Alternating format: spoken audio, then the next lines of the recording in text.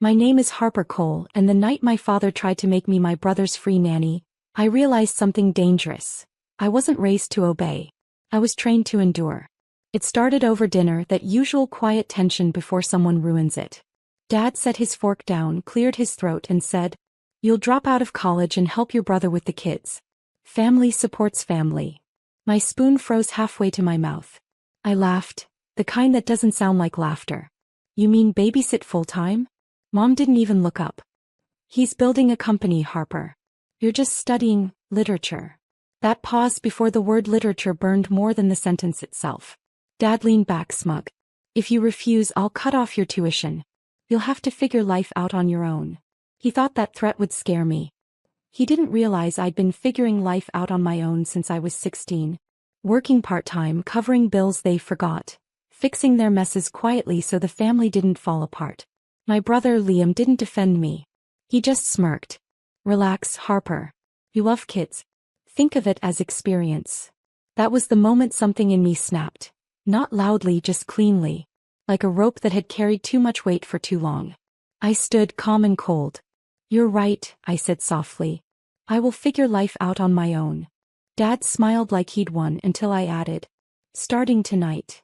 I grabbed my bag, my laptop, and the small envelope of emergency cash I'd hidden months ago, just in case they ever proved exactly who they were.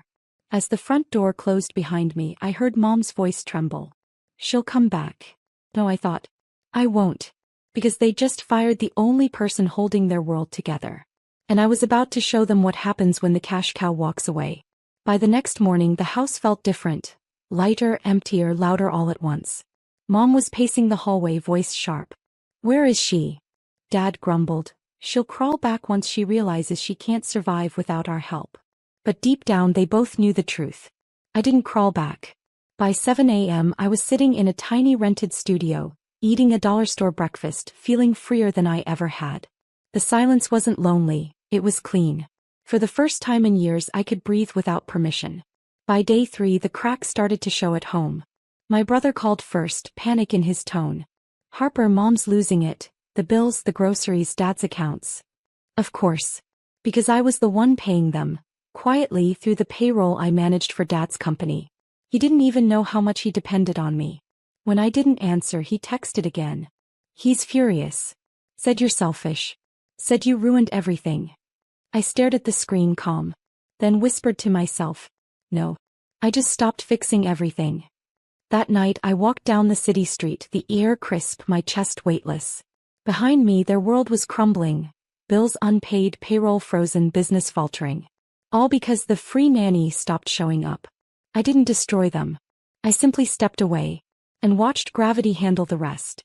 2 days later the calls stopped sounding angry, they sounded scared. First from Mom, then from Dad's assistant, her voice trembling. "Mr. Cole said you used to handle payroll access. We can't find the login." I almost smiled. Of course they couldn't. I was the only one who knew how the system worked. The passwords, the deadlines, the invoices stacked under his pride. He thought he was the boss. I was the backbone disguised as his daughter. By Friday the company account froze automatically. Routine update I used to confirm every month. Without me everything jammed. Suppliers pulled contracts. Employees started asking questions. Dad tried to bluff through it until the accountant called. "Your books haven't been balanced in 6 weeks." That's when his voice cracked. Mom tried a different tactic. She sent a text that read, "You've made your point.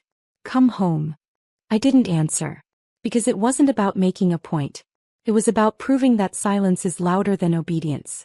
That night, as the city lights flickered outside my small apartment, I sat with my laptop, watching everything I'd built under their name unravel without my touch. And I realized, I never had to fight them. All I had to do was stop saving them. By morning, the cash cow they'd mocked was trending online. And the family that called me replaceable was learning what irreplaceable really meant. By the end of the week, my phone buzzed with an unknown number. I almost ignored it until I heard the voice I grew up fearing wrapped in false calm. "Harper. It's your dad." He spoke like nothing had happened. "As much as you've made your point, we need to be practical. Come back. We'll increase your allowance, pay for your classes again. We can forget all this nonsense." Allowance. Class. Forget. He still thought everything had a price. I let him talk, listening to him barter his pride away, until he said the words that almost made me laugh. Your brother's struggling. You know how to handle the accounts better than anyone. There it was, the truth behind his sudden kindness. They didn't miss me. They missed what I could do. I'm glad you finally noticed that, I said softly. Notice what? That I handled everything better than anyone. He sighed, voice hardening. You're being cruel. No, I replied. I'm being accurate. I hung up before he could finish. Then I forwarded his company's overdue invoices to their largest partner, from my personal account. Within hours, the emails went viral inside the industry group. By nightfall, every supplier knew the truth. The Cole family company wasn't solvent. They wanted their cash cow back. But the farm was on fire. And this time I wasn't the one running to put it out. He showed up at my apartment on a Tuesday afternoon. No warning, no apology, just that same knock I'd heard my whole childhood before something bad followed. I opened the door halfway. He looked smaller, older, like someone whose confidence had been repossessed. Can we talk? He said. I stepped aside but didn't offer him a seat. He scanned the tiny space. Single couch, second-hand desk. A window view of freedom he'd never given me. This is where you live now? He asked, voice edged with disbelief. This is where I'm free, I said. He flinched. Then came the performance. You've made your point, Harper. The company's falling apart. Your brother's overwhelmed. We're family, can't we fix this? I folded my arms. You mean can I fix it? His jaw tightened. You don't have to be cruel. I'm not. I'm just done being convenient. He exhaled, frustration leaking into his tone. You've always been emotional. This isn't you. Actually, I said quietly, this is finally me. He looked at me for a long moment, searching for the obedient daughter he'd raised to say yes. But she was gone. When he turned to leave, he muttered, You'll regret this someday. I smiled softly. No, Dad. You will. As the door shut behind him, I realized something that made the anger fade. He wasn't my enemy anymore. He was just a man finally facing the consequences of underestimating his daughter. 2 weeks later, I received a call from the company's senior accountant, a woman named Karen who'd always treated me with quiet respect. Her voice trembled, but not from fear, from relief. Harper, the board wants to meet. They know you're the only one who can stabilize operations. It was surreal. The same men who once ignored my emails now needed my permission to breathe. I didn't say yes immediately. I let them wait, 48 hours, enough time for the silence to remind them who really held the strings. When I finally walked into that conference room, Dad was there. He looked up, startled, like seeing a ghost. Harper, you came. I'm not here for you, I said. I'm here for the employees you almost destroyed. The board members exchanged glances. Karen slid a file toward me. My old spreadsheets, audit reports, and projections. The same ones Dad had dismissed as too cautious. They'd been right all along. I'll return, I said, but under new terms. What terms? Dad demanded. Ownership. His laugh cracked mid-breath. You can't. The investors already agreed, Karen interrupted. We've transferred controlling shares. The silence after that was exquisite. For once he had nothing to say. I looked him dead in the eye. You built this company with ego. I rebuilt it with structure. That's why it's still standing. He slumped back in his chair. For the first time in my life he looked human. When I left that room, papers signed, the city outside felt brighter. Not because I'd won, but because I'd finally stopped losing myself. At 23, I wasn't his assistant or his replacement or his mistake. I was his consequence. It didn't take long for the news to spread.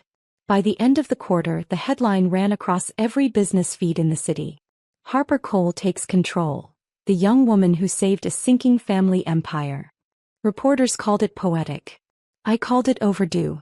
Dad's name had once carried weight, boardrooms, trade shows, small-town bragging rights. Now it carried something else. Pity. Investors whispered his failure like gossip, and for the first time, no one rushed to defend him. I watched from my new office.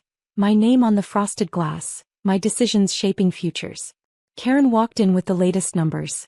Revenue's up 40% since you took over, she said. I nodded, calm. Good. Let's make sure bonuses go to the staff first. She smiled. You're not like him. I know, I said. That's why it's working.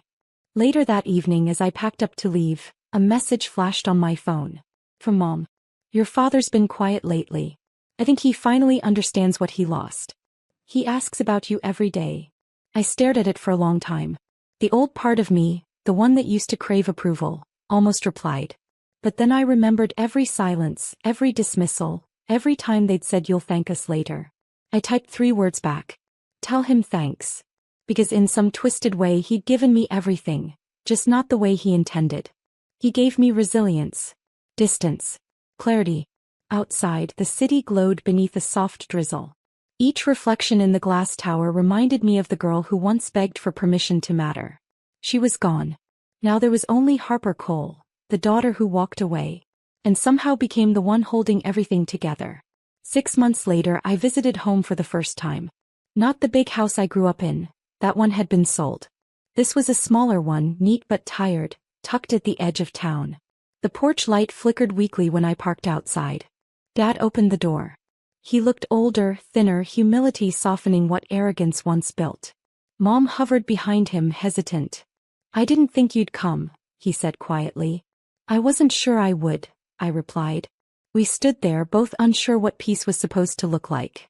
I read about the company, he said, forcing a smile. You've done well. There was pride in his voice and something like regret. I nodded. It's stable. People are getting paid again. He swallowed hard. You were right. I thought control made me strong. It made you blind, I said gently. He didn't argue. Just nodded, accepting the weight of it. Mom stepped forward, holding an envelope. Your degree fund. What's left of it? She murmured. We thought it might help you finish what you started. I stared at it, then pushed it back into her hands. I already did.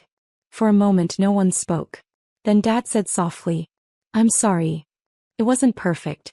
It wasn't enough. But it was something. As I left, the wind carried the smell of rain, the same scent that once filled the nights I used to cry myself to sleep. Now it smelled like closure. Driving back toward the city, the skyline shimmered in the distance. My skyline now. Every window, every light, built on what they tried to take from me. I didn't need revenge anymore. Their downfall had already taught them everything I ever could. All I needed was peace. And I finally had it.